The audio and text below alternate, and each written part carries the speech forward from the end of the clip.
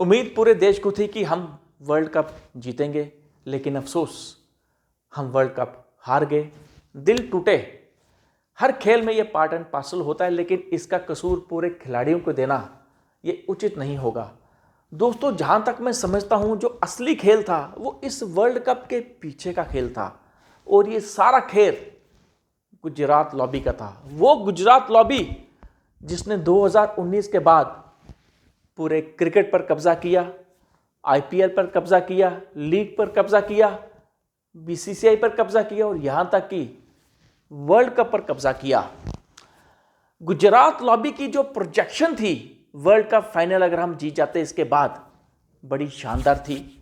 ये जो नरेंद्र मोदी स्टेडियम है, जहां पर नरेंद्र मोदी चीफ गेस्ट थे, दोस्तों अगर हम ये मैच जीत जाते तो नरेंद्र मोदी उस दिन के हीरो होते। खिलाड़ी हीरो नहीं होते अगर वो मैच जीत भी जाते। अगर हीरो कोई होता तो नरेंद्र मोदी होते। प्रोजेक्शन किसी की होती, ठीक 2024 इलेक्शन से पहले नरेंद्र मोदी की होती। इसके साथ साथ नरेंद्र मोदी स्टेडियम की होती, गुजरात क्रिकेट एसोसिएशन की होती, और जय शाह की एक एबल क्रिकेट एडमिनिस्ट्रेटर के रूप में भी होती। इन सब के बारे में मैं बाद में बात करूंगा। मैं इसकी भी बात करूंगा कि किस तरह सरदार वल्लभ भाई पटेल स्टेडियम का नाम बदलकर नरेंद्र मोदी स्टेडियम रखा गया। मैं इस पर से भी पर्दा उठाऊंगा, और आज मैं ये भी बात करूंगा कि किस तरह 2019 इलेक्शन के बाद जब मोदी जी दोबारा सत्ता पर काबिज हुए, किस तरह जय शाह के हाथ में क्रिकेट की लगाम दे दी गई। तब के तत्कालीन अध्यक्ष बीसीसीआई के सौरव गांगुली, जो बड़े अच्छे क्रिकेट प्लेयर भी रह चुके हैं, उनकी एक ना मानेगी, उनका एक डिसीजन भी नहीं माना गया। और आज के जो वर्तमान अध्यक्ष हैं रॉजर बिनी, जो बड़े अच्छे एडमिनिस्ट्रेटर भी हैं, बड़े अच्छे खिलाड़ी भी हैं, उनकी भी बिल्कुल नहीं सुनी जाती। अगर सुनी जाती है तो सिर्फ एक शख्स की, अमित शाह के बेटे जय शाह की। आज दोस्तों मैं इन शख्स के बारे में भी बात करूंगा। ये आईपीएल के चेयरमैन हैं और गुजरात लॉबी के हिस्सा हैं, या यूं कहें कि हजारों करोड़ों की जो वर्ल्ड की one of the richest sports body है, किस तरह ये पूरी की पूरी इस गुजरात लॉबी के कंट्रोल में है।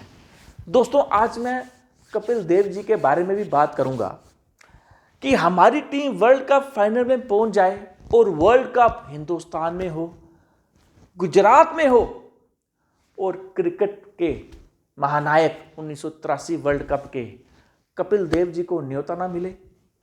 इस मैच में आप देखेंगे कि बीजेपी का हर छुटभैया नेता वहां पहुंचा हुआ है, गोदी मीडिया का हर पत्रकार वहां पहुंचा हुआ है, यहां तक कि बॉलीवुड के जो पिटे हुए, या यूं कहें जो फेल्ड हीरो और हीरोइन हैं, उनसे पूरा वीवीआई बॉक्स भरा हुआ है। लेकिन कपिल देव जी, जो 1983 वर्ल्ड कप के हमारे हीरो हैं, उनको न्योता नहीं दिया गया, और उनको ये कहना पड़ा कि शायद उनको भूल गए थे, उनको इनवाइट नहीं किया गया।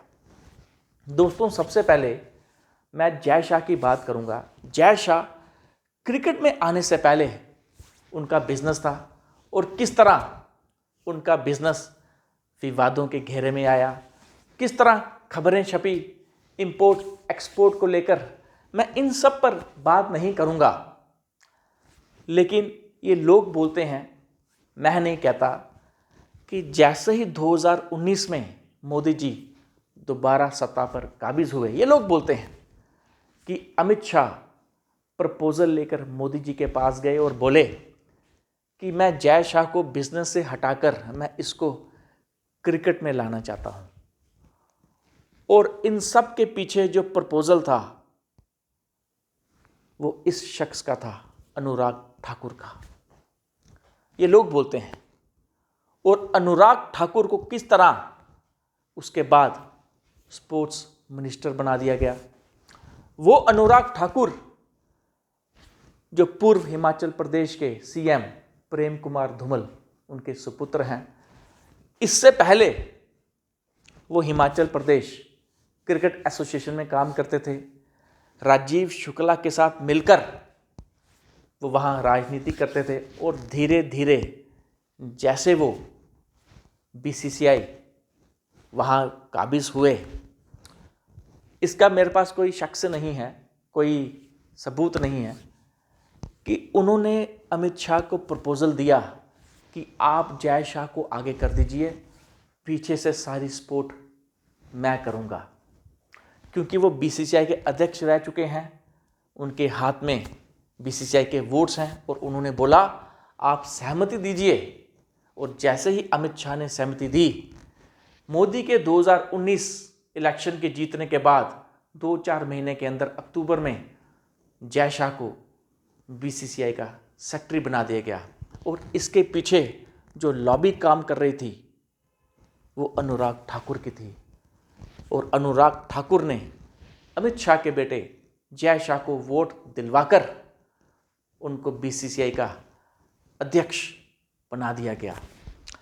दोस्तों, मैं इन शख्स के बारे में भी बात करूंगा।